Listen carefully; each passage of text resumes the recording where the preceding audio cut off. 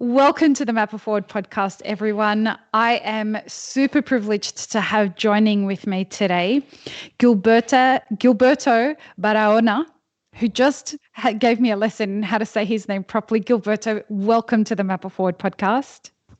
Thank you very much for having me here. It's always a pleasure to be here and share all my thoughts and experiences in the coffee world and in my life with everybody in the world that is watching or hearing us today. It was such a joyful experience researching you. I have to tell you, you're a very interesting man, and the things that you're doing are very interesting. And I mean, where do you start with someone like you? You guys have got 130 years experience, fourth generation coffee farmer in El Salvador. Your family is, right? Is that correct? Yeah. That's very important to talk about because it was you took my words from my mouth because I'm sorry, sir. because the, I was thinking like 2 days ago, and some person was telling me, "Oh no, things are so difficult or so bad." And I've been in my family has been in the business for 135 years plus, and they have gone through, the First World War. The farm started in the 1888. So my great grandfather saw the First World War, and he went through that. Yeah. He saw also the Spanish flu. We had the Spanish flu in the 1990. 19 was with no cure. 100 million people died. We also the farm is still there. We're still growing coffee, and we also went to the Second World War, 1945 or 1932, the Great Depression. Then we had a civil war. We have the Royal number one, Royal number two, volcano eruption, and now what we call, I don't like to call the COVID-19, I call it the Black Swan. The Black Swan. Why do you call it the Black Swan? Black Swan because it's a name that is given on the business, the business lingo. Because a black swan is something that is very rare, and you can see only one pass and go by. Yeah, I love it. This thing is going to pass by. It's going to, it doesn't look nice, strange, but it's going to sail, and you're never going to see it again for a long time. So it's just a matter to hold there and look and enjoy the black swan, and just enjoy it in a way, positively, to try to look for opportunities and try to find who are really your friends, who really is going to be stood next to you when all these hard things happen. It's like friendship.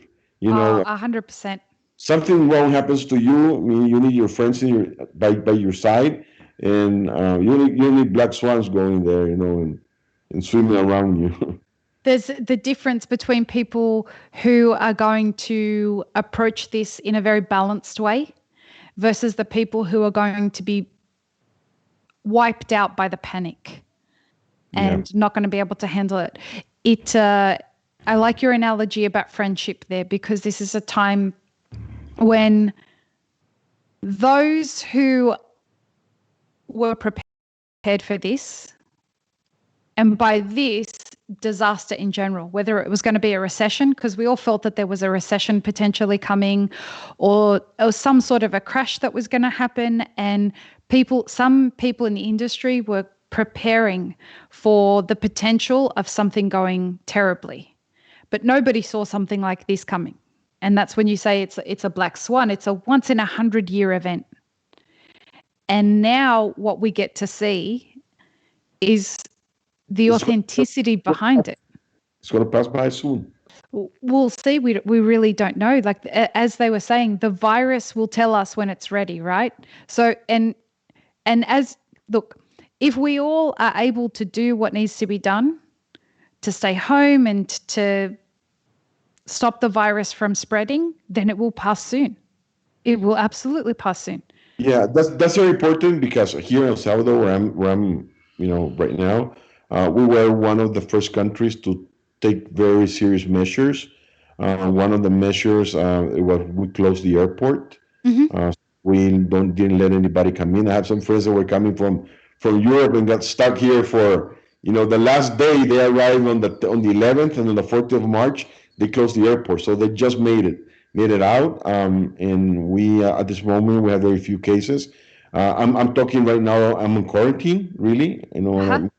We have a 30-day quarantine that's been extended for 15 more days. Sorry,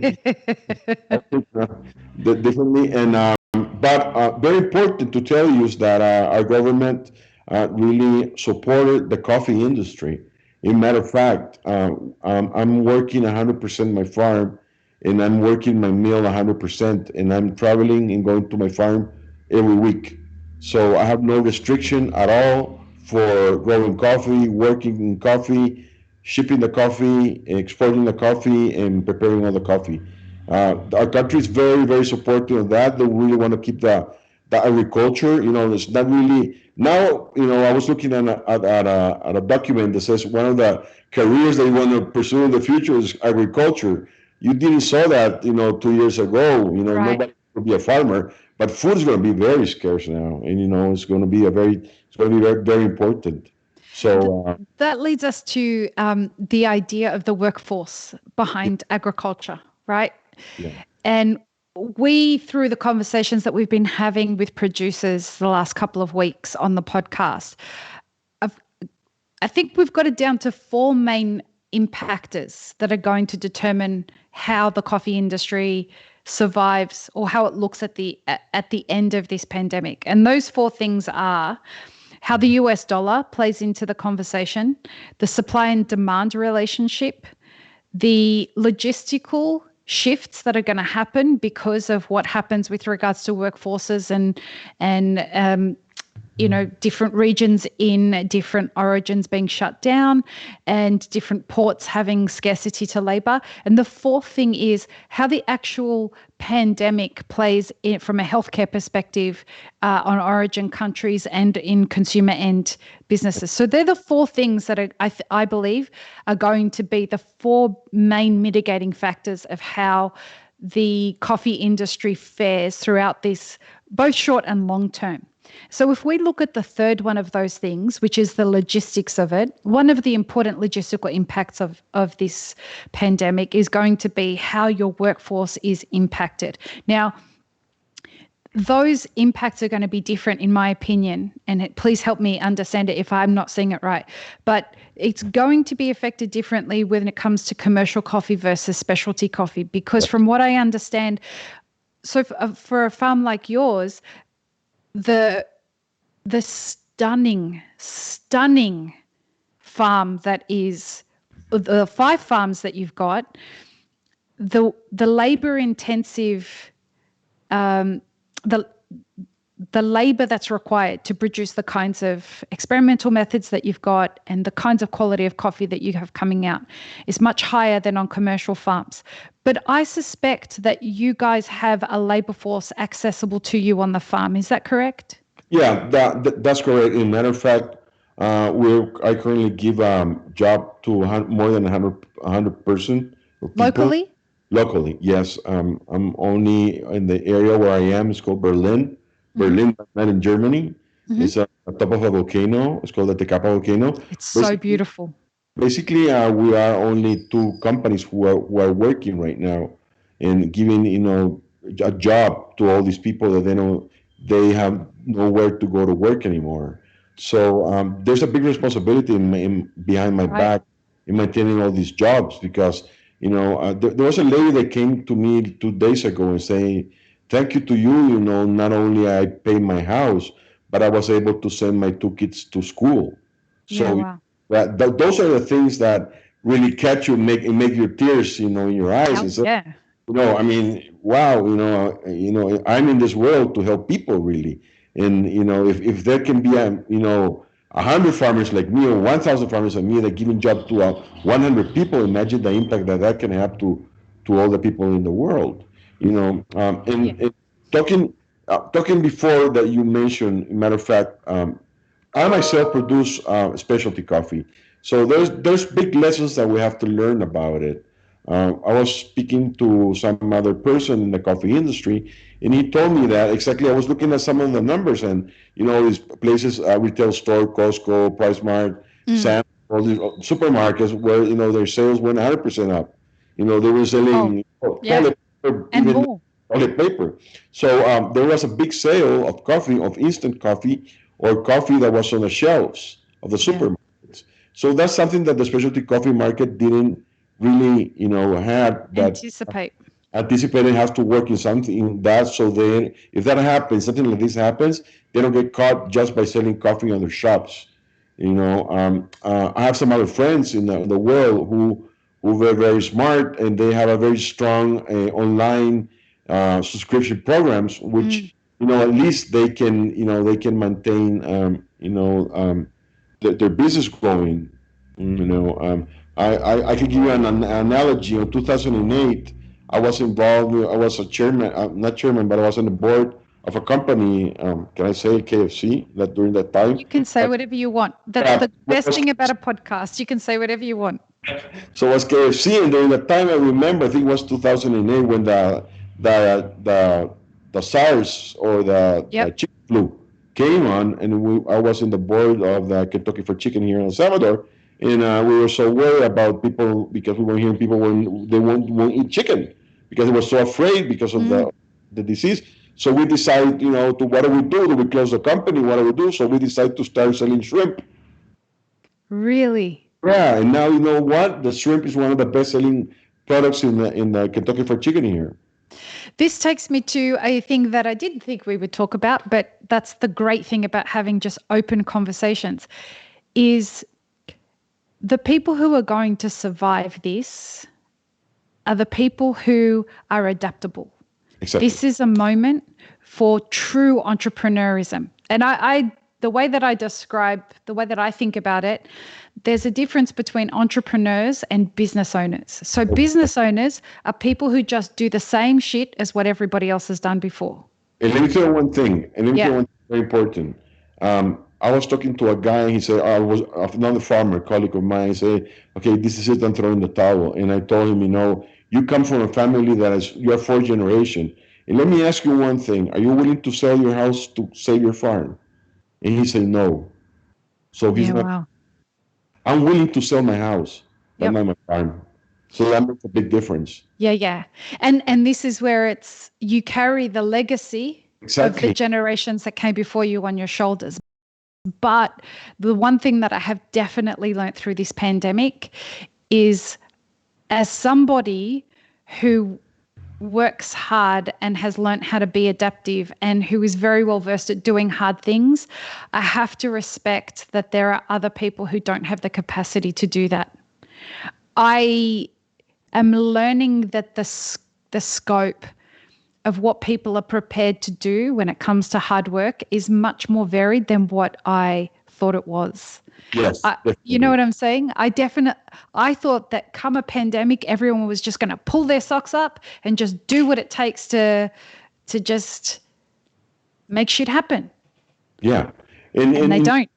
And it's quite interesting. I don't know if this word will sound, harsh, but coffee is like money. It won't disappear. It will only change hands. That's an interesting way of looking at it. And I'm going to tell you why. One of the things is, look on the farmer side. Probably there are going to be some farmers who are going to be able to hold it, or they don't want to keep on doing the farming. But there's some other farmers like me that are willing to go against it because I know this is hard times. I'm willing to sell my house or other thing to keep my farm. Why? Because I'm not only a farmer. I'm not just a businessman. I'm just not an entrepreneur. I'm a coffee farmer. Yeah. Beans. My family has been, in this business for 135 years. So there's good days, bad days. There's rainy seasons. There's sunny days, and you have to go through all this, and it's just going to be difficult. Plus, on the other side, on the buyer side, same thing is going to happen, and it's happening right now. I'm seeing it. Buyers that before, that I was selling, and they say they were my partners. Right now, they're okay. No, I don't have the coffee to sell it. I'm sorry. You have to sell it somewhere else. So, I just turned to other places, to other countries, and they open to me to sell their coffee to them. So it's just a matter. If not, I'm not selling too much to Europe. Well, I have in the Middle East, I have Asia. Where are the other opportunities? The pandemic is not the same in every place. Plus, this is just a matter of time. This is the black swan. You see it, it's you're gonna see in the lake, It's going to go over. Probably going to take a little bit longer, but it's one in a time in your lifetime. They probably going to see something like this. But in 135 years, believe me, that my family has seen five of these events or six of these events, and still we're still growing coffee. Why? Because we love coffee. And That's I think that there's a podcaster and a lecturer. Her name's Brene Brown, and she talks a lot about like a family's motto. yeah, Different families have just different ways that they operate. And it sounds like in your family and the legacy that you don't give up. You've I want seen enough hard things yes. that this is it. All right, another black swan showed up. Sometimes the black swan's going to show up and cause a lot of trouble. Sometimes the black swan's going to turn up and be very beautiful and just help us recognize that this was a beautiful thing to see and it left without causing any long-term damage. We don't know what this one's going to do yet. This, from where I'm sitting, the way that I'm looking at it, this is presenting me with a ton of opportunity. A Of course. ton of opportunity. But I also understand that me of 20 years ago would have looked at this and been knocked over by it. Hmm. This is for some people and some producers who have been hit really hard by the coffee price crisis, and then the collision of the coffee price crisis on top of the pandemic, who potentially they were already worn down by the coffee price crisis and how it was affecting them. They've maybe overextended themselves with regards to the credit that they've taken on. This may be what breaks their backs, Exactly, and that's really sad. But at right? the end, that's really sad because you're going to have all kinds of.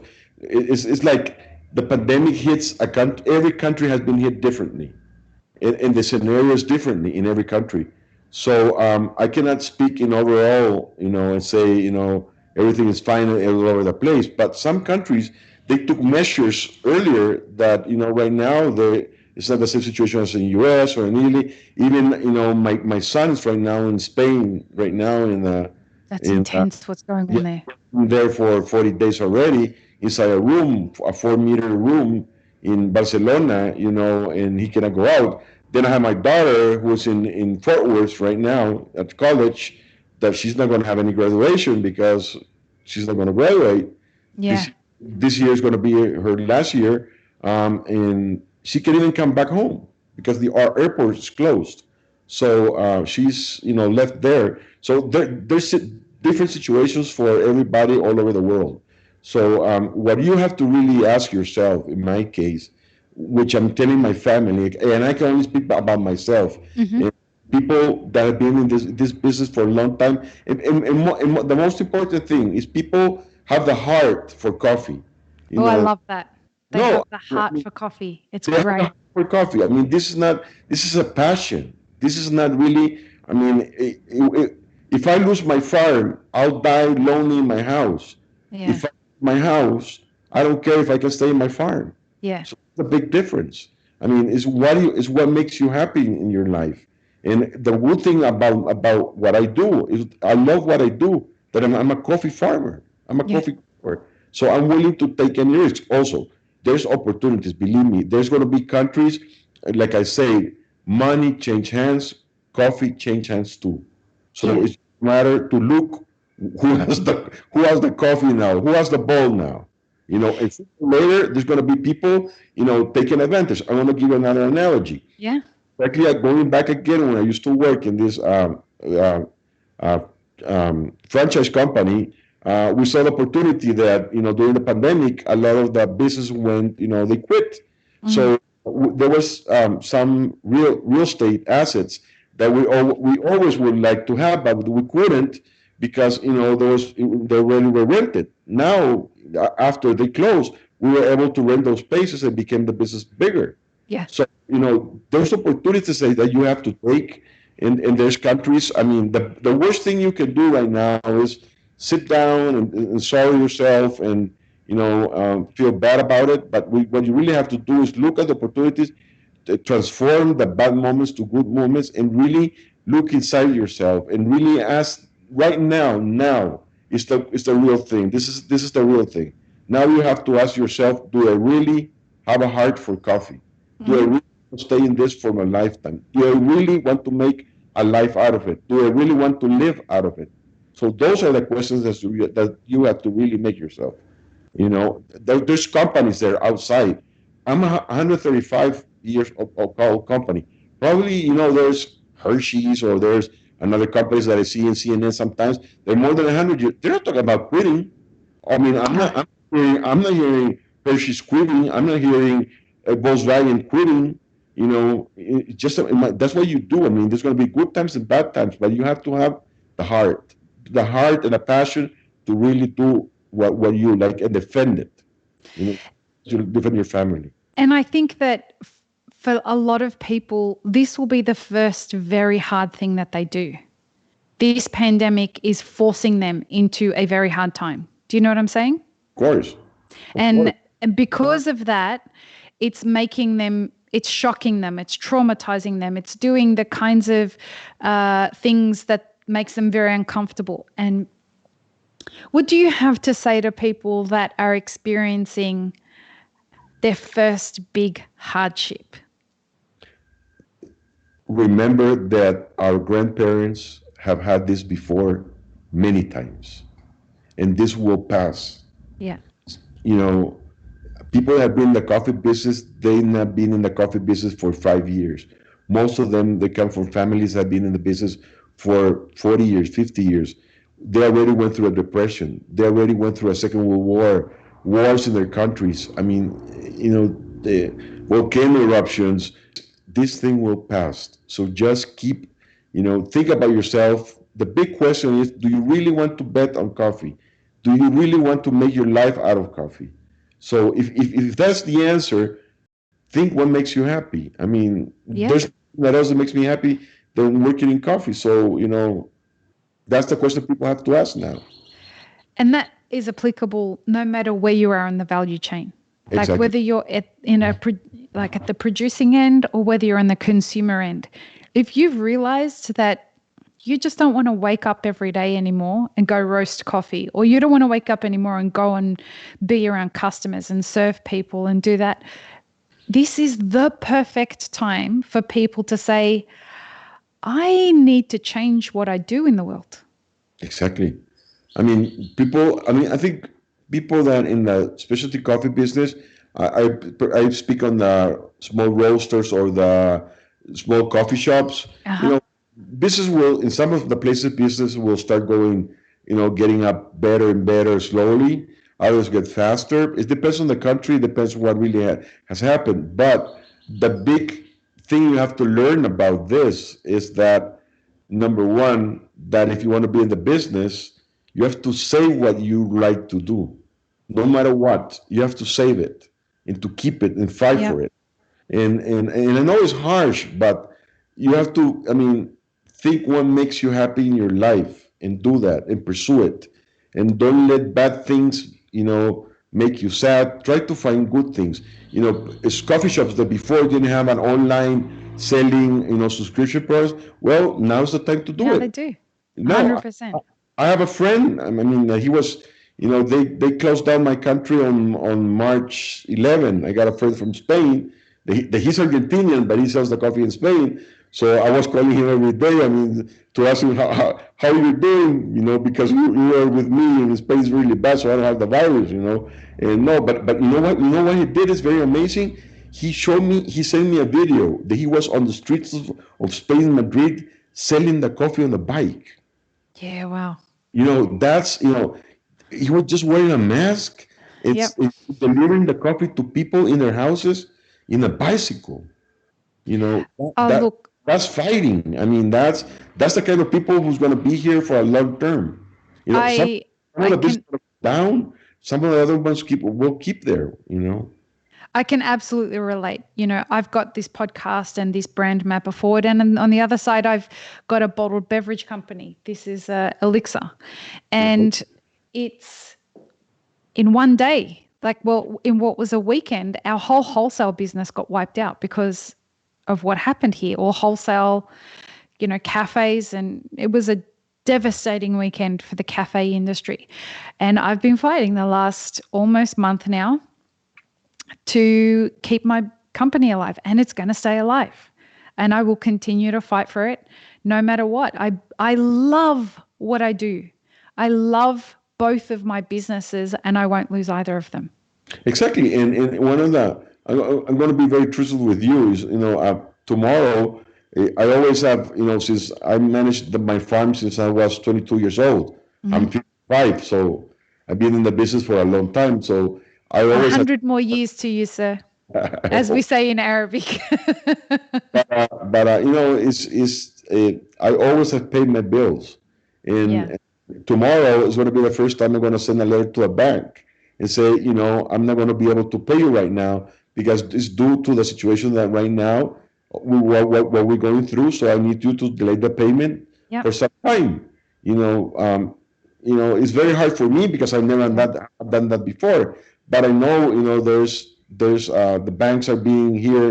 They're giving 3 months without charging you the payments. The Yep. banks or the rents or stuff like that. The government has helped a lot. So, but it's harsh, to ask for help in this one. But it's not bad. I mean, No. we are we're seeing the black swan. So We are seeing the black swan, and we're learning new things about ourselves, right? This is incredibly humbling for all of us who thought that we had built something and that we were strong and that we were whatever it was. This black swan has shown up and given us the opportunity to learn new things about ourselves, how to be vulnerable, how to let go of ego and just say, hey, I need some help. Like I'm noticing even for myself, the idea of just saying, all right, I need some help right now. I can't manage all this work on my own. I need to learn how to trust people. And that sucks. Right? It sucks. Maybe Gilberto, can you tip the screen a little bit closer towards you? there you go. Perfect. Yeah. But it's this opportunity of, all right, this black swan has shown up. I don't want to get to the end of this and have missed the opportunity to learn the things that this moment presents me.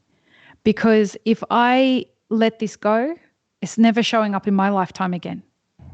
It's never going to be here again in my lifetime where I can do that, right?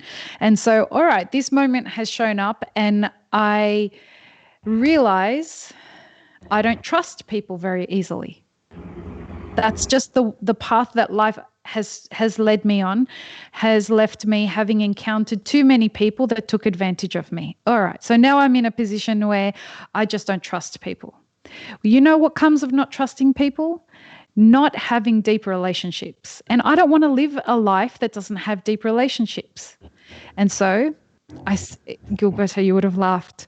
I sat myself down at my kitchen table and I had a conversation with myself over a cup of coffee. But did you answer yourself? Because and I was having it out loud and I was saying, listen, is this a life that I want to have for myself the rest of my life? I deserve to have the best happiness that I can have, that I can find. And that's not going to come from having all these walls up around me.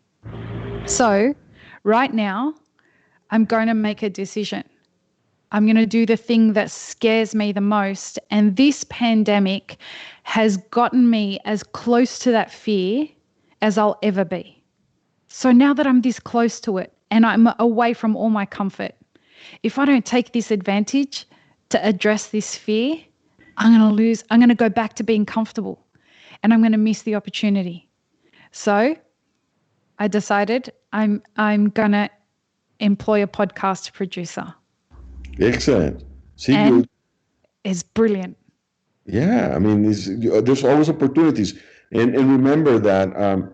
Just think about it. 135 years in the business, my family, and they were poor. I mean, they were so poor that they didn't have electricity, and they went through a depression, the Spanish flu, the First World War, the Second World War, and they never threw the towel. No. They working. And it's the humble, right? Yeah, there was no internet, there was no, but they just kept on going. So why, I'm gonna, I know this is a bump on the road, but that's agriculture. I Oh, mean, yeah. when it's going to rain, there's always risk on it. But this is the life that I decided that I want. I don't want to, when I say it really with my heart, you know, I'll first give away my house and my farm. Mhm. It's true. I mean, I'm a farmer. I'm a coffee farmer.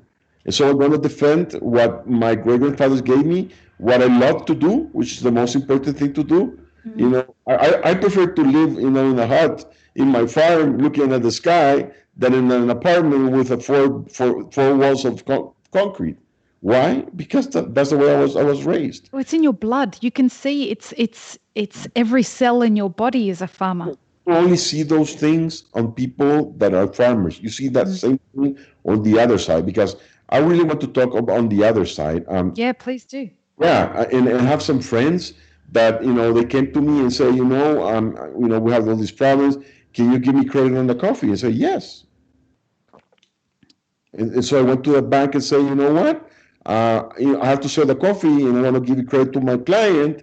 Why? Because if I don't give you credit to my client, he's not going to be able to buy. So, I need you to give me credit so I can give you credit. So they understand it. So Yeah. that's mutual help.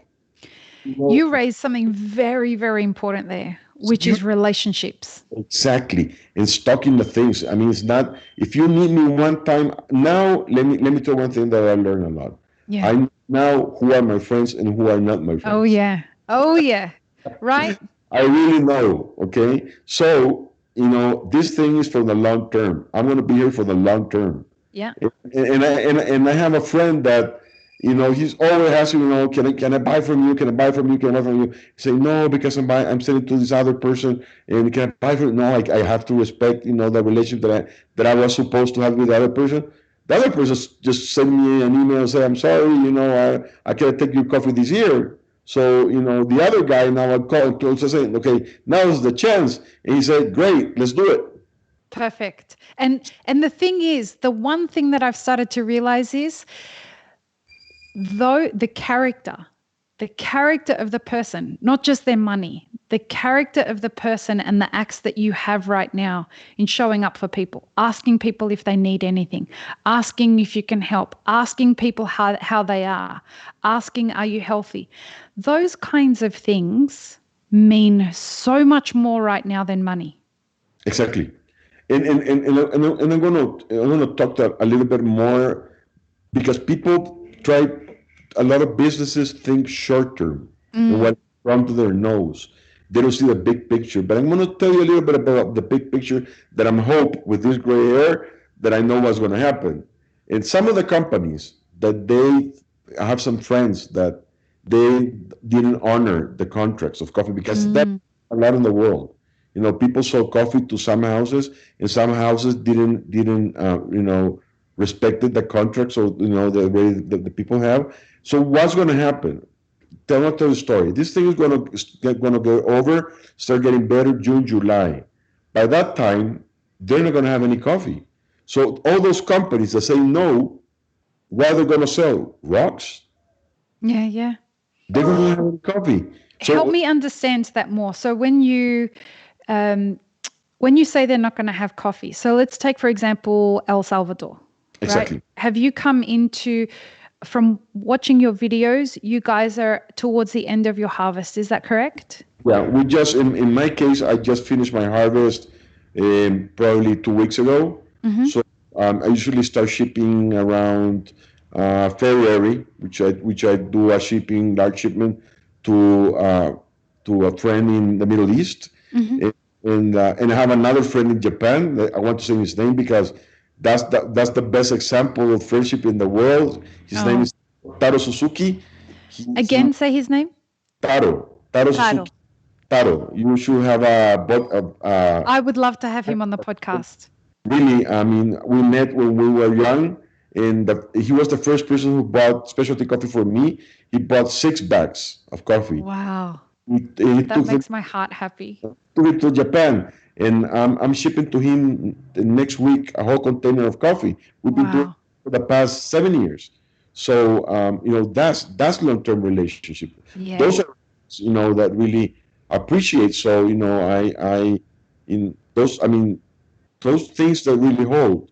But what I'm trying to say and explain is that when people on the other side, they buy the coffee, and I'm not talking about the roasters. I'm not talking about. I'm talking about importers. The people that some of them, they try to sell the idea that they are respectful with the farmers, that they are holding with the farmers a partnership. Sometimes they're just simply a company. A broker. A company, a trading company that, there's no relationship in there, and some of them, I'm not telling all of them, but some of them, and they just closed the door right now, and now they say, okay, no, I'm not going to buy El Salvador, but I want to buy Colombia. So what is happening in Colombia? The coffee cannot be exported. Okay, I'm not going to buy Colombia, no, I'm going to buy Brazil. Brazil cannot export coffee now too. No, I'm going to buy Kenya. No, Kenya stopped the auction in Kenya, so they're not selling coffee anymore. So what is going to happen in July, August, September, October, November, December, when the peak, when the winter comes to the U.S., when the winter comes to Europe, what are they going to sell? They don't have any coffee left. How interesting. Yeah, so they're just thinking about short term. If the whole thing about the commodity market is one thing called carryover. Right. Tell me. People make money on the exchange of coffee. Oh, yeah. Speculators. By speculation. You know why? Because they make money on carryover. They don't care about the coffee. They just carry over. It's a finance thing. They buy the coffee and they sell it later on, and they get very cheap finance. But they're going to have the coffee there. That's not specialty coffee. That's not the coffee that you want to sell on a high-end coffee shop. So my big question that I tell to the importers, okay, I know it's very difficult to sell right now. I know there's a situation, but what are you going to sell in October, November, and December when roasters are ready to buy coffee because winter is there? How are you going to be in the business? So for people who have direct relationships with producers, they're not going to have that challenge. Is that what you're saying? Well, in some cases, I have direct relations with people. I have cases that have, everything's normal. They'll respect a contract they already have made with me prior because they have asked for a special preparation of coffee. Some others, you have, I can only buy half of it this year. That's fine. I understand. Right. Or, I have some others that say, you know what, can you help me with finance instead of paying the coffee right away? Can I give you 50 up front and then 50 when the 6 months later on, or can I make a payment plan? Of course. The rules have changed, right? That's partnership. That's partnership. I'll help you, you help me. But those things are available, really. So it was explained to me that importers are anticipating that the price of specialty is going to skyrocket because the supply is going to go down. Well, the thing is, there's not going to be specialty coffee on the winter because because most of the harvest of the coffee that they're not taking to their countries is going to be warehouses probably on origin. Because they can't get through? Is this the logistical problem that we were talking about? Right, they cannot be shipped. But the thing is that due to some of the farmers, they don't have the conditions to correctly warehouse that coffee. So coffee, if you're not correctly warehoused, it's going to go bad. It's going to spoil. It's going to mold. Yeah, it could get spoiled, you get mold. So the quality of the coffee, you lose quality. So help me understand that part of it, in the sense that when you say that it's going to have to be warehoused, I was of the understanding that all the ports at all origin countries are open for import and export. Yes. However, the logistical issues may come when you can't get trucks to move coffee from farms or from mills to ports. So you can't move containers. Is that correct? Well, yes and no. Yes and no. And later, two things that are happening. I want to give you names because podcasts, I can give names. You give me permission. You can give whatever names you want. I'll give you an example. I need to ship a coffee to Japan, and everybody on Merck's the line, the sea line. Everybody, everybody's on the virtual world. I'm trying to book a container and nobody answers for the past 3 months. I mean, How are we so connected? And it's so hard to get through to people right now. I need probably you can help me to find the CEO email to send him how he does his business, how he manages his business. If a customer cannot make a booking because nobody answers at the end of the line, there's no telephone, there's no chat, there's no nothing. I need to make a booking. And this is Maersk? That's Maersk. That's amazing. The biggest shipper in the world. So the big thing about right now about containers, so you probably think there's a problem in logistics, is the thing is there's another companies. Instead of Maersk, I'm using one. One is a Chinese liner. Okay. The thing is, and I have space, so I don't need Maersk anymore. I hope I don't need Maersk anymore because I can never talk to them in the past 3 months. But the problem right now with the shipping is that there's not enough boats in the sense that before, I believe that you can put the containers on the top of the boat. Okay. Now, because of some quarantine or because some... you can't stack containers. Them. So you have to put them inside the boat.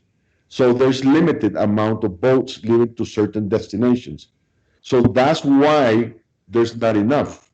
Some people say there's not enough. Some people say there's not containers. Yes, because what is happening is that a lot of countries like US, they're importing, masks, they're importing a lot of stuff, and they're using the containers. So, in the supply chain, you have both sides. People in containers, boats coming in, let's say to the US, not double stack, but only single stack under the boat, with masks and ventilators and medical stuff, or food, even food, then we have to send them back, and there's not enough containers because they came in with not enough containers because they're only allowed to have the containers that inside the boat. So that's containers in the world. There's a lack, not because there's no containers. There's a lack because they're sitting somewhere because they're not able to piggyback on them or stack them. So logistics is going to play an extraordinary part in this. Yes. I mean, you're the first person that tells me that probably the price of specialty coffee is going to go higher. I don't really know. I mean, nobody knows, right? Nobody knows. I mean, there's some people, I have some clients, I have great clients from Singapore. They're just, please hurry up, ship me now. I have clients in Taiwan, they say, please, I want them before May. Okay, why? I don't know why, because probably they think the same thing. I think the reason they're saying why is because they're scared there's not going to be availability. Well, the problem is that of availability, the coffee is going to be sitting somewhere. Remember what I told, it only changed hands. So right now, the ball is on the farmer side, in the sense the coffee is here.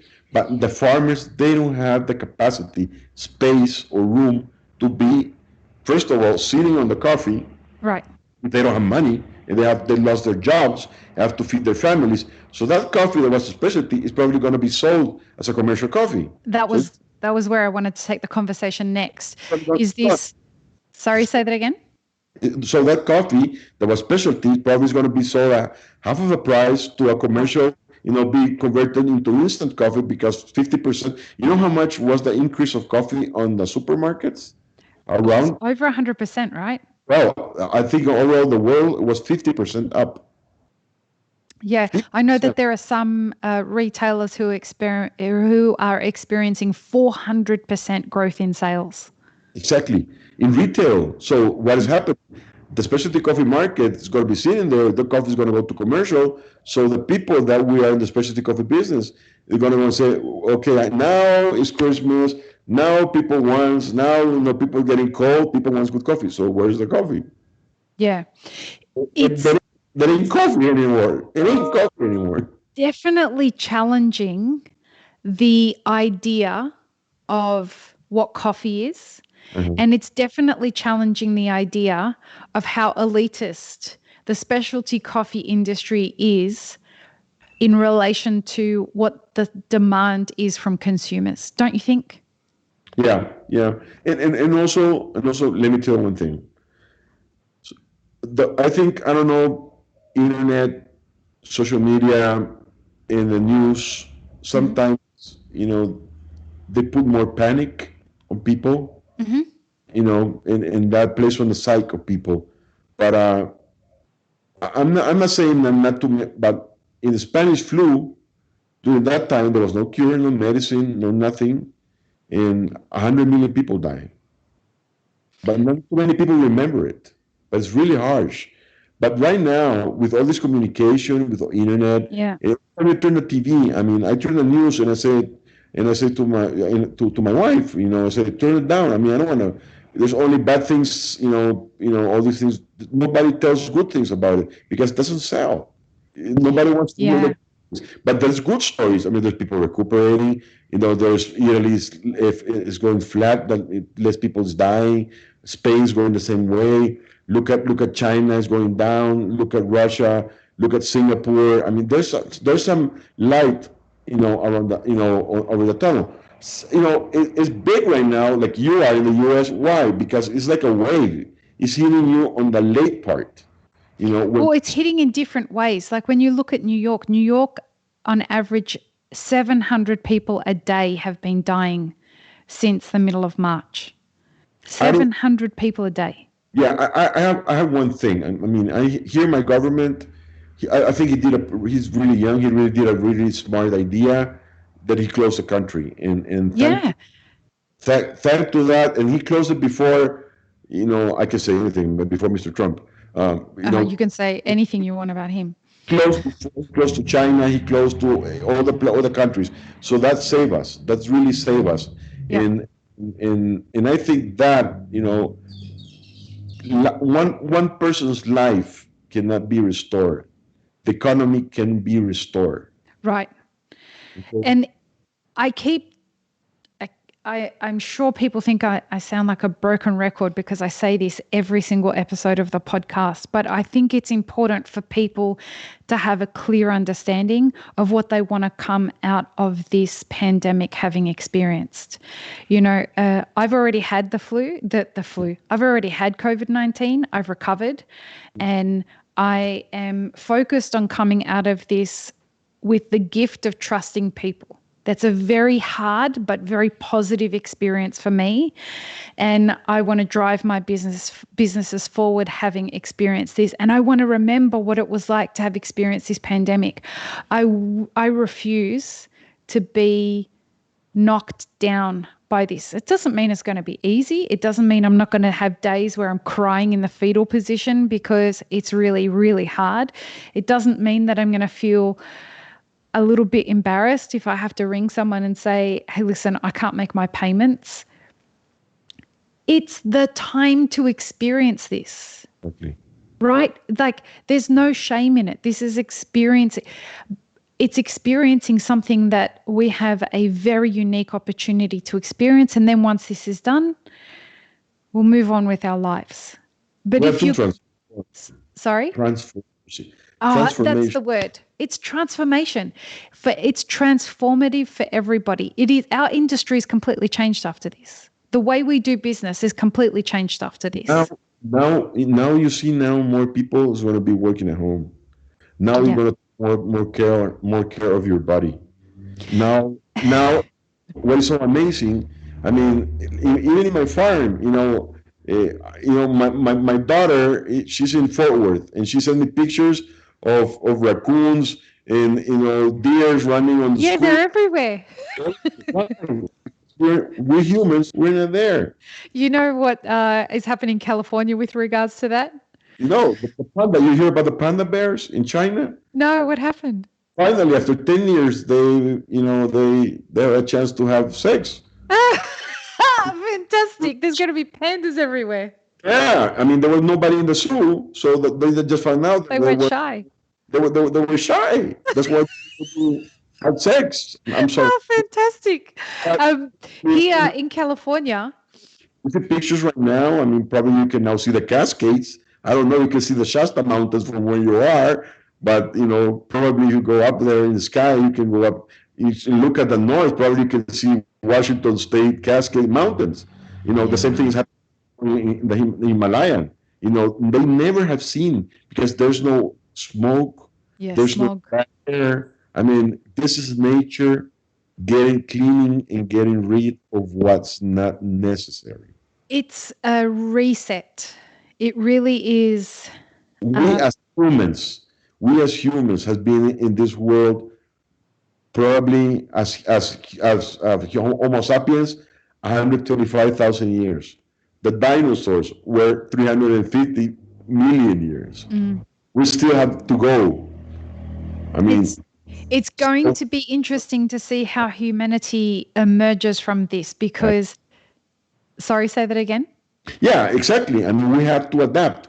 We have to really, if we, as human beings, as farmers, as entrepreneurs, as people, as individuals, we really have to ask ourselves, I mean, we went through a very hardship situation that probably was a black swan that only happened 100 years. So Yeah. what I'm going to learn about it, Yeah. because, this change. My kid went to, when I decided to send my kid to college, I bought a book. It's called College That Changes Lives. Okay. And yeah, it's funny, but it's a famous book, College That Changes Life. In that book, you see colleges that you never heard about them. But when you start reading, they're very small colleges, probably 2,000 people, very small.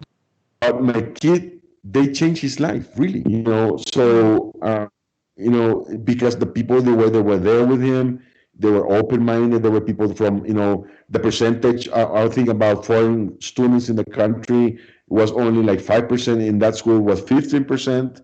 So he was exposed to a lot of people from, other countries that he never knew, that existed or their name. So, these things change lives. So we have to take opportunity and be able to take the good things about them, and learn how to transform it and learn to be patient. Do not fall. I mean, remember one thing: a lot of people are in the same shoes.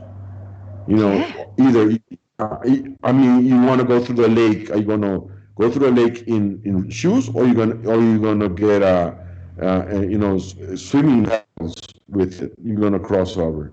So there's ways that you have to think about how you're gonna go over with it. Now you're doing podcast. It's a great idea. These things will go by. I mean, this is not the end of the world.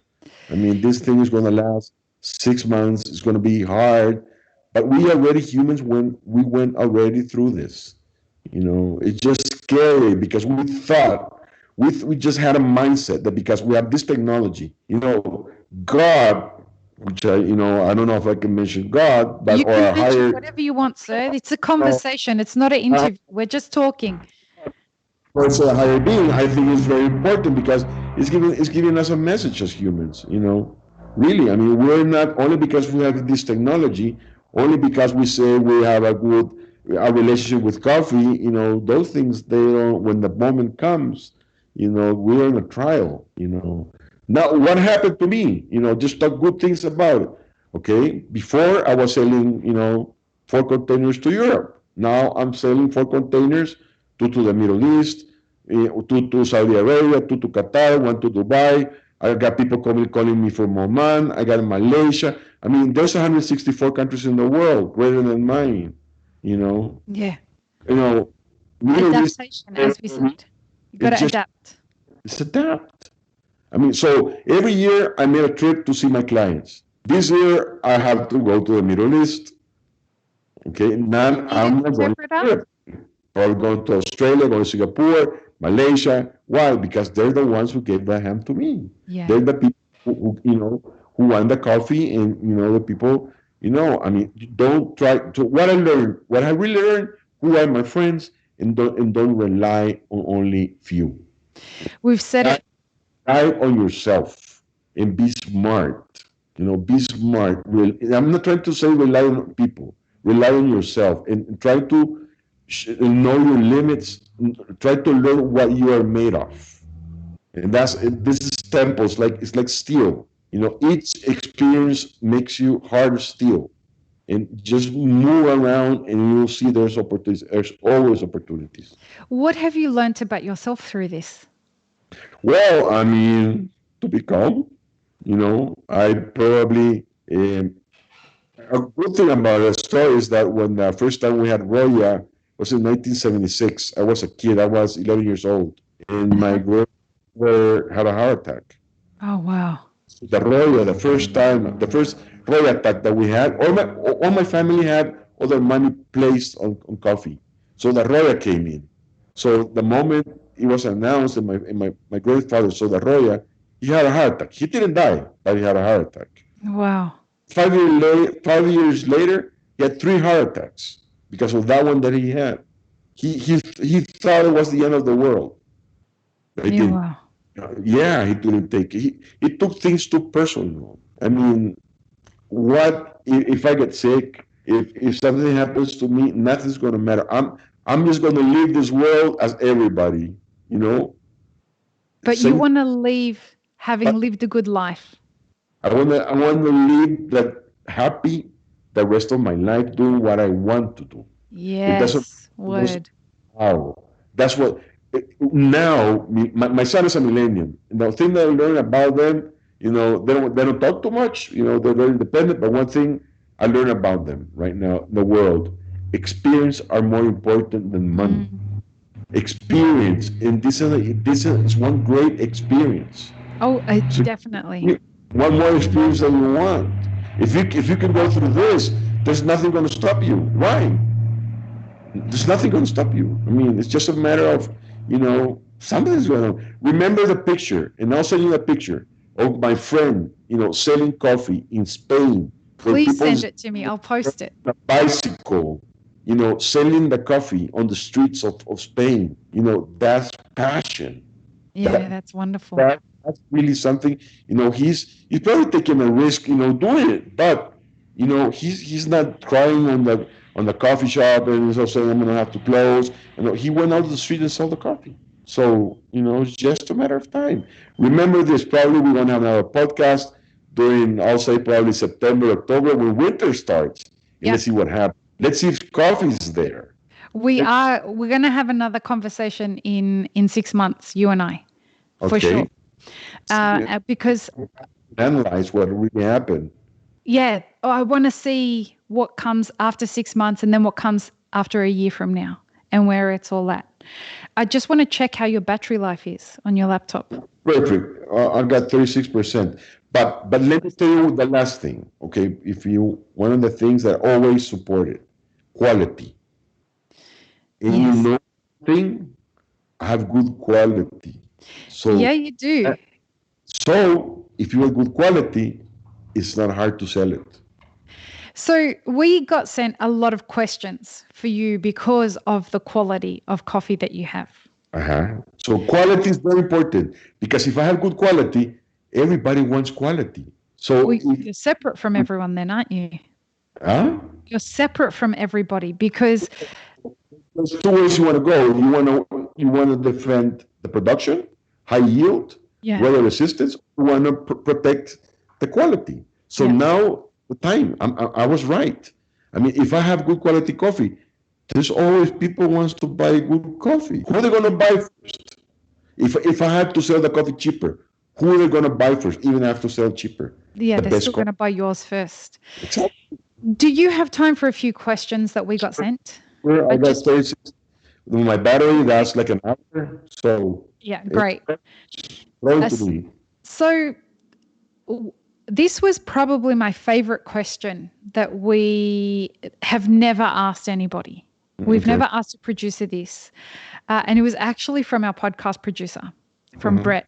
And he said, as a producer of such high quality coffee, how would you like people in cafes that are facing consumers and roasters that are facing the consumers of your coffee, how would you like them to talk about your coffee? Oh, one of the things, the pandemic stopped me, but I was building in a hotel rooms, like little rooms, Yeah. because I want the barista, my clients, to come and stay with me. Okay. Because you know why? I do not sell the coffee in the coffee shops. Yeah. The barista is the one. So I want the barista have the whole experience. My farm, A guy say to me, why did I buy your farm? Why did I buy my farm? It's like a Disneyland of coffee. Why? Because there's everything here you can learn. Yeah. You know what I'm going to do now? I'm buying a microphone, and I'm buying one of those things that turn around. And if you can see my Instagram Oh, page, your Instagram's fantastic. oh, you know what I'm going to do now? I'm going to start giving courses. Yeah. I'm going to teach people how to grow quality coffee, and they can come and stay with me. And So so, how do baristas in the store, how would you like them to, because the big problem is, how do we get consumers to start understanding the difference between specialty coffee and commodity coffee? This is a real big problem for us. okay, How do you want people to talk about your coffee to consumers who don't really understand the difference between commercial coffee and commodity coffee? okay, I'm going to answer my grandmother, no, my wife's mother's or mother-in-law Yeah. thing. She always tells me, "You ruined my life," and I say, "Why? You gave me good coffee now. I cannot drink bad coffee anymore." So your solution to that is just expose them to it. Exactly. Because it's just quality. It's a big difference. There's a part on the Matrix. I don't know if you've seen It's the my movie. favorite movie ever. There's a part where they're eating, in the cans. Remember that they're sitting Yeah. together in the cans. And so one of the guys says, "You know what? How do you know that's chicken? Yeah. The machines have never tried chicken. Yeah. They put in your mind that that's chicken. So in your mind, your mindset or the companies, I don't want to say names, because I used to be part of those companies, they give you coffee that you think is coffee, but This there's is it's this is outside. problem that I think that we have. We have a coffee branding problem. So the thing is, get people exposed. How? Let's go back again. Specialty coffee missed one thing: the shelf. What do you mean? Why? I mean, the advantage of the supermarkets. A lot of people, it doesn't matter if the coffee is more expensive, but it doesn't matter. But 1 million people will go to the store to buy coffee. 1 million, or they go to the store a year. 1 million people. If you put a specialty coffee on the shelf, I know more expensive. Probably some people will try it. And that people will try it, they won't go back to the bad coffee anymore because they Well, already know what is good coffee. that's a little more challenging. I wish it was as simple as that. The problem with getting specialty coffee onto shelves is a couple of things. So, first of all, you can't have too much variety in what you offer because of the SKU codes. So you have to find a way to put it on the shelf where it's the same most of the year round. The second thing that you have to do is you have to supply them with big quantities in one go, and they're going to have that same coffee on the shelf for sometimes 3 to 6 months. So the roast quality is going to be compromised there. The other third thing that's a really big problem, and I say this from experience of exploring whether we should get Elixir on the shelves in supermarkets. Most supermarkets require you to do a couple of things. First of all, pay for shelf space. And second of all, they want you to give them pallet loads of stock for every store for free. So they want you to give a pallet of stock for free for every single store that you want to put this in. So if I want to, let's say I want to go and put coffee in a Sprouts supermarket here in California, and I just want to do that in San Diego. If there's 15 Sprouts in San Diego, I have to give each store a pallet of Elixir for free for 15 stores, and then I'm on a trial basis. And on top of that, it's on consignment. So I've got whatever I sell, that's what they'll pay me for. And you never know if that's actually going to end up coming back to you. Okay, then it's different. I understand. Those are merchants. Right. And the only reason I say that is to say that One thing. Go ahead, please. Okay, try the salons, the beauty parlors. And that's what we're doing. So for Elixir, we're doing a direct-to-consumer business. when people get exposed, now I produce honey also. It's very interesting. I If you produce come honey to now. California, Uh-huh. even though I'm vegan, I really want to try that honey. Okay, I have what is called multi-flower type of honey, excellent honey, pure honey, and it's amazing because I brought my first crop, here to my house, and I'm selling all the crop to my neighbors Yeah, because nice. they really like fresh natural honey. So this is another way to sell it, retailer. So what I'm telling you is probably not do not go and sell your coffee to the supermarket, but look at retail points. Right, And the key point, as you said, is to get people exposed to what is quality. right. Once people try what is quality, and let me tell you what one of the most beautiful things about coffee. Don't go tell a short story. We still have time. Well, we've got time. We're just Okay, it's your battery life. remember my friend Taro Suzuki. Okay, Uh-huh. Taro Suzuki, let me tell you a story. Taro Suzuki is a friend of mine. We've been friends for a long time. He's the guy who buys the most expensive coffee in the world every time. Okay. Okay. He's He, got to come on the podcast. You've got to introduce us. he pays $1,000 per pound.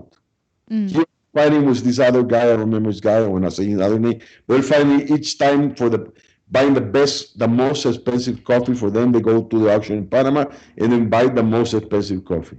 And I go and say, one thing, Taro-san, why you crazy guy doing buying this coffee, paying all those prices? You know what he answered to me? What? Things. He say, Gilberto-san, you know how much will cost me to be in CNN for 1 hour? Yes. He's a smart man. Okay, number two, when I buy the best coffee in the world, the most expensive coffee in the world, I have lines of people outside my stores want to try that coffee. That coffee Yeah. probably sells at $15 a cup. But you know one thing? Here next to it, there's movie stars. Yeah. Pay $15. And on the other side, there are workers who just want to waste $15 and try the best cup of coffee in Yeah. the world, you know? So it's something that is not really $15 per cup for the most expensive coffee in the world.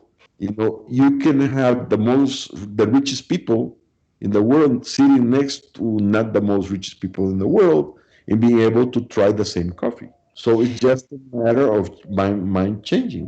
And So it needs to be a part of a bigger plan. Like you can't just turn around and say, I'm going to spend $1,000 per pound and buy 10 pounds of this coffee, but everything else about your coffee program is shit. Like it has to be a part of a bigger plan and a long-term strategy, good relationships with people at origin. You're paying fair prices. It's not just, I'm going to underpay for all the other coffee, but I'm going to spend the money on this one expensive coffee so I can draw people to my business. I think this pandemic is going to get rid of the people who shouldn't be in business, the people who operate like that.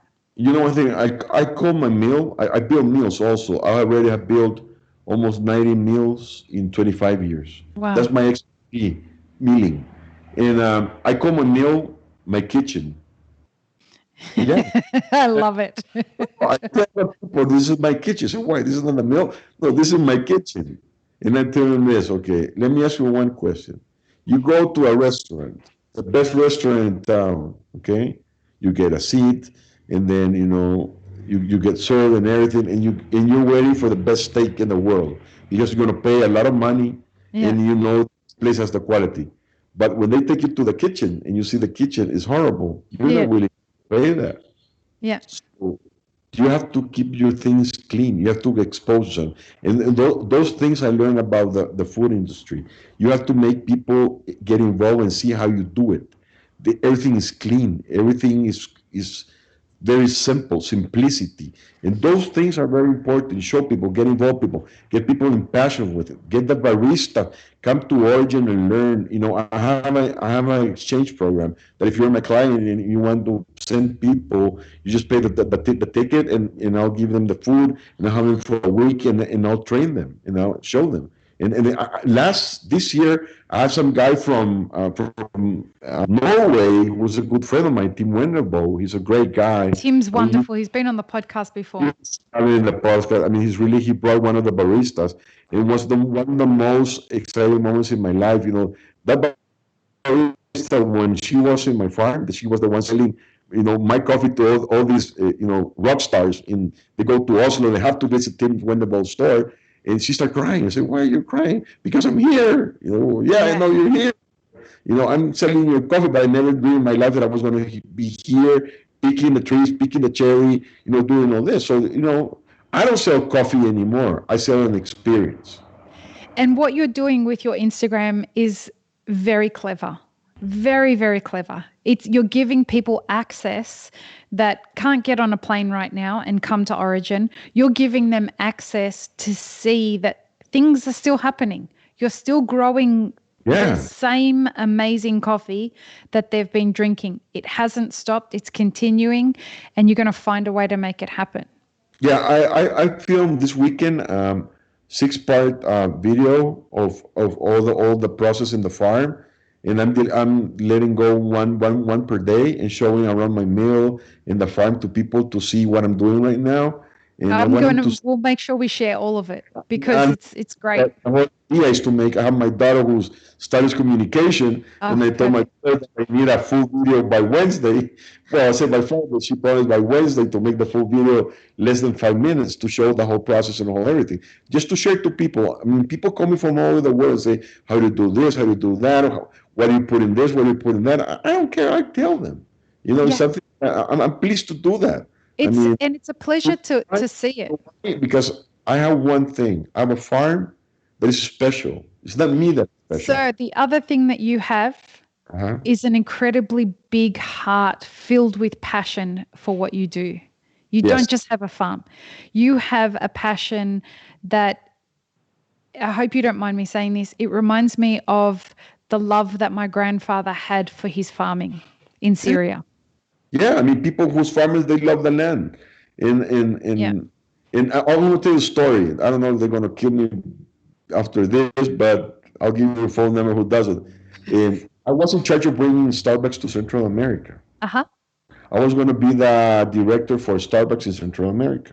Okay. So I made the whole deal to buy the franchise company, to bring Starbucks to Central America. And so they invited me to Starbucks. And I was there at the board meeting. I met, the CEO. We shake hands and everything, and I congratulate him for a program that he has on supporting. It's called best practices that he has support for the coffee. But during that meeting, this board, Seattle, Washington, I was there sitting, and that was 2006. I remember. I was not in specialty coffee ready, so. The guy who made the speech was a friend of mine, old friend of mine, that we used to work together in commercial coffee. He used to work for Folgers. His name was Dub Hayes. So Dub Hayes, he was like me, shorts, a little bit chubby, stand there and say, or make a presentation and say, what? Starbucks is going to grow from 1,000 stores to 15,000 stores. I say, wow, this is the business I want to be in. There's only one thing, he said. We cannot not use specialty coffee because there's not enough. Yeah, wow. There's not enough. It's only 1% of the chain. There's only 1% of the coffee produced in the world. So if Starbucks decide to go into quality, go in specialty coffee, there's not enough for them. But will they pay a fair price for it? They cannot pay for it. They can't afford it. No, they cannot afford it, and there's not enough. It's not a problem. They probably can afford it. The problem, there's not enough. So it's very rare. They're very rare gems. Specialty coffee, if you look at it, one of the things, I've been in the Cup of Excellence competition. 17 times you've won. I've been 17 places. To this date, I believe, if they can correct me, Cup of Excellence can correct me, but I'm the farmer with the most placement winners in the world. Last I had a number 2 and number 9 on the last 25 coffees.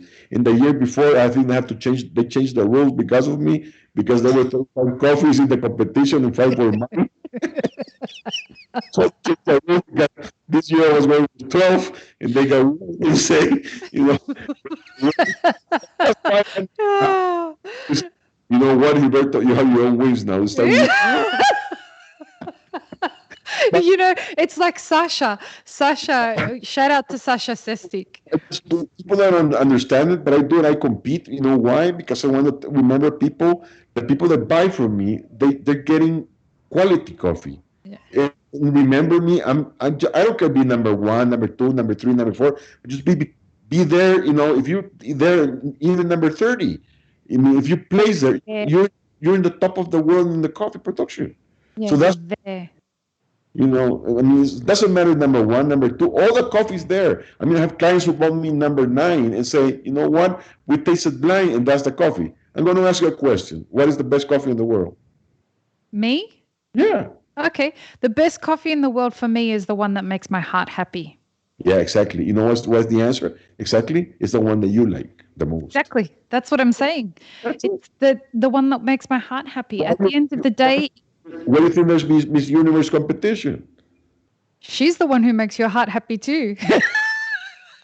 Yeah, but no, but sometimes the blonde ones, sometimes the dark haired girls, there's taste for everybody. And that's what I keep saying to people who say, you shouldn't like this coffee, don't like naturals, don't like wash, don't like this. My response to everybody is figure out what the fuck you like, and Exactly. that's the best coffee for you. Is the one you like makes you happy. And I that's the answer. I sell coffee for competition. That's different coffee for competition coffee. I sell coffee that people tell me, you know what I like about your coffee? It's a coffee that is drinkable. I always Yeah. wake up in the morning and when I smell that coffee, it makes my day. That's the type of coffee that you want. The coffee that boosts you up. That makes you happy. It's like I say, people. That feeling when you buy a Porsche. And you sit on that Porsche car, you drive it. It's just that's Oh for yeah. it's like Oh yeah, it's the experience, right? just an experience. It's just an experience. I have a freezer filled with coffee at the moment. And every morning, because I can't be with any of my friends, I'll pull out a different, I portion it in 20-gram sachets, put it in there. And every morning I'll pull out a different coffee and think of the friend that roasted that especially for me. Exactly. And it doesn't matter. It doesn't, honestly, in moments like that, it doesn't matter what it tastes like. All of them are great coffees, but that's not why I'm drinking them. They make my heart happy because this was created by the hands of my friends. And that is something that's making my heart sing at that time. How lucky am I? You're very lucky, and I just want to go back and Sure. when I mentioned Starbucks, I'm extremely grateful to them because I mean this is a mean thing. I don't think that. I think it's No, a I good don't thing. think that either. Let me tell you why. Because I was exactly in the moment of the specialty coffee revolution, and I remember a company called Seattle Best Coffee, which in that moment, Cerebos owns Toby's now. yeah, Seattle Best Coffee, which was bigger than Starbucks during that moment. No, I know. I met the owner. He's I don't want to say his name, but I met the owner, and I told him, "No, yeah, you're not scared about these coffee shops, coming." No, no, no, I don't care. Finally, they bought him. But the good thing about all this is that Starbucks introduced people to understand that there's difference in coffee. Yeah. I'm Probably listening. it's not the best quality. Probably it's not the best quality, but good thing it makes specialty coffee the ramp up. It makes Oh, yeah. people understand that there's coffee that you use in your house, that you use in the grocery store, and there's coffee that you go to a coffee store. And you know what? It's socialized. It created an experience of the coffee business.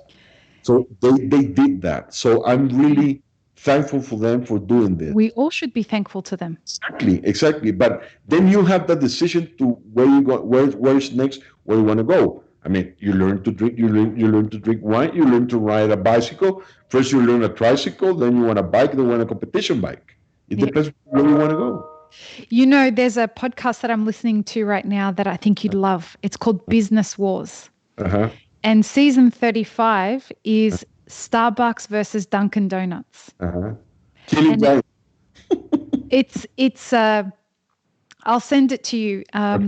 It's I think 10 episodes.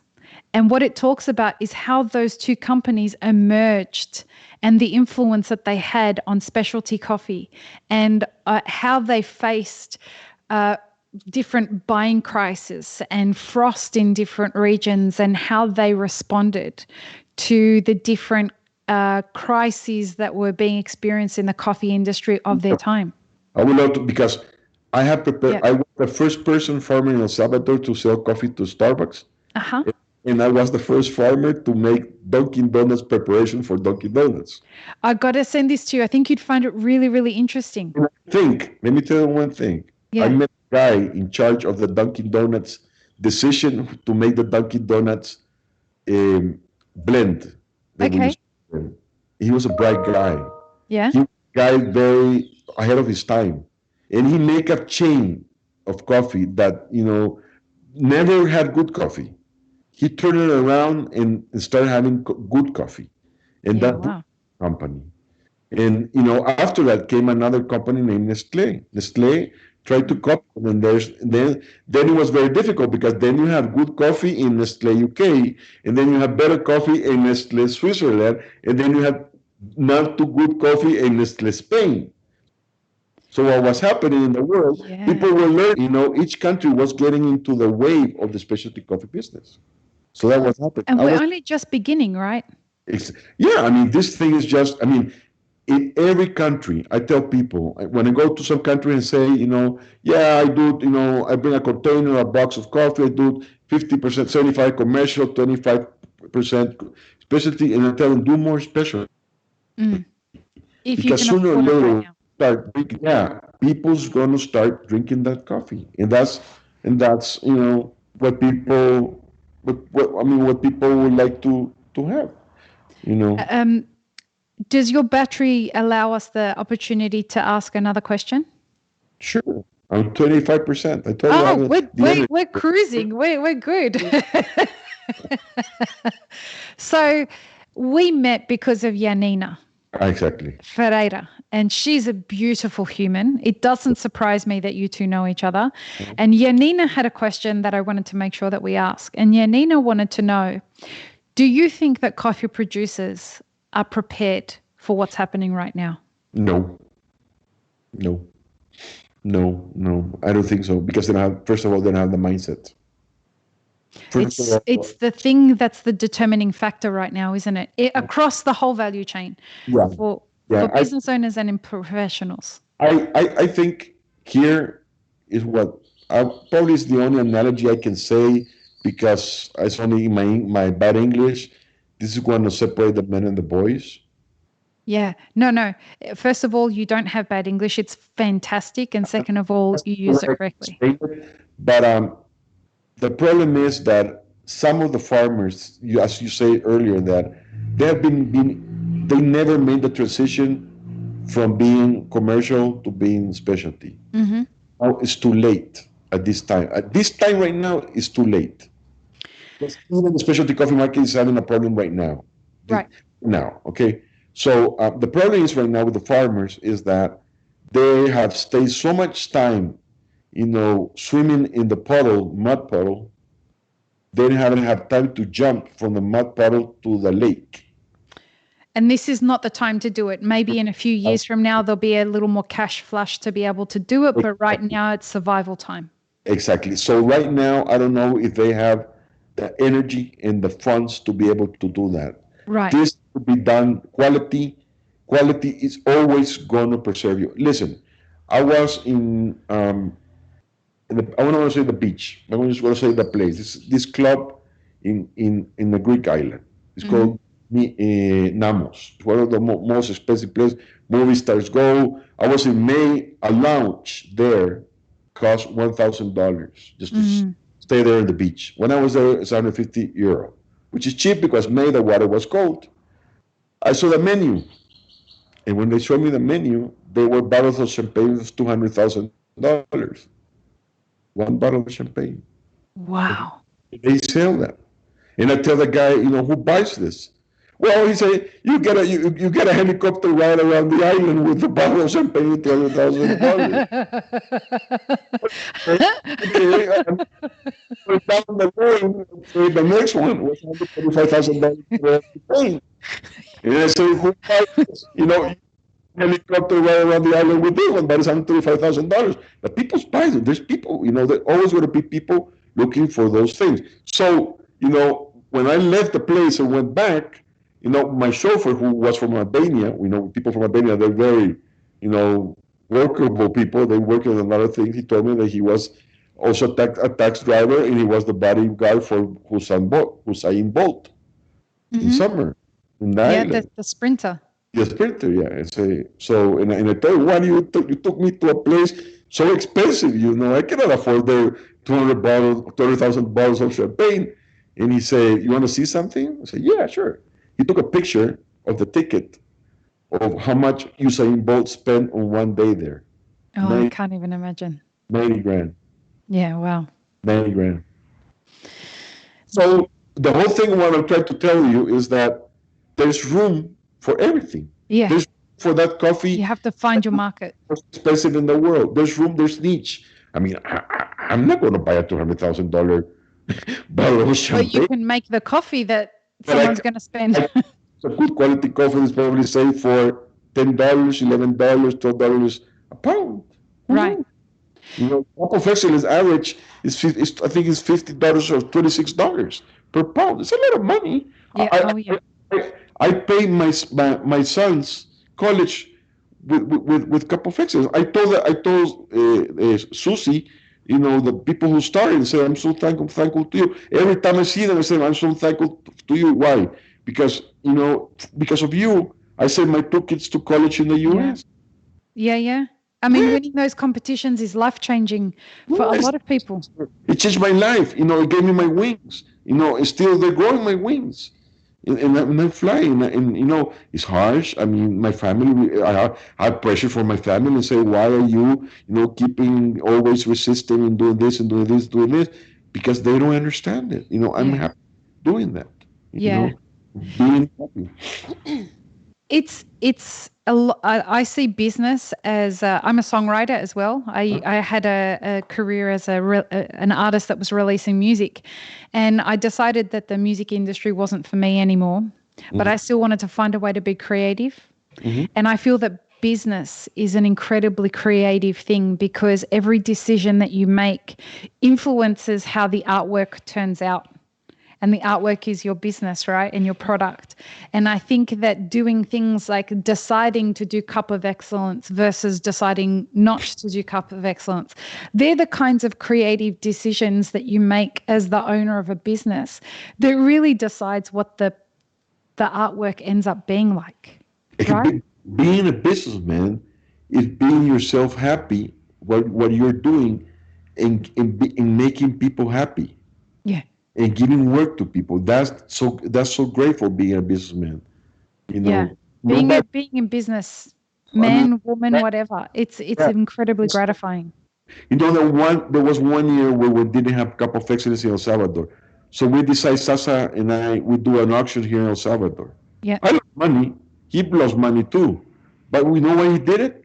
He did it because of the farmers. Yeah. He's an extraordinary human. I've said that so often on this podcast, but he is. Have his energy right now, I mean, he's doing that, just because of the farmers, so those things are very important. One last question that I have for you. Well, you were saying that, there are people who won't be able to transition to specialty right now, and they'll have to stay in the commodity pool. With the way that commodity coffee is increasing, supermarket coffee is increasing in a lot of countries like America and in Australia and things like that. The anticipation is that the price of commodity coffee is going to skyrocket. It's going to go higher, yes. It's going to go higher. Yes. Do you think that is going to be something that ends up being able to fuel different farms being able to potentially move into specialty coffee if they choose to? Excellent question. It's not because of the money, it's the mindset. Tell me more. Okay, they can probably get out of the mud pole, okay, because it's going to go higher. But number one, are they willing to risk and go to the quality side? Right. Are they willing to do that? Are they willing to change their plantation? Are they willing to look for the buyers? Are they willing to do advertising? Are they willing to do an Instagram page? Are they willing to do a web page? Are they willing to be a businessman in order to sell their coffee? Yeah. It's not only because the prices are going to be higher. You know that can really be or the worst thing or the best thing. It can be a joke. You know why? Because they're going to be in the comfort zone. Get out of your comfort zone. The high prices will have some people be in the comfort zone. I'm still, here commercially, yeah, making money here in the commercial side. I don't care about the specialty. Why should I be there? But, they're not going to move there. But they have to move there. It's the defining thing right now, isn't it? It's showing, this is going to change the whole industry forever. And Yes.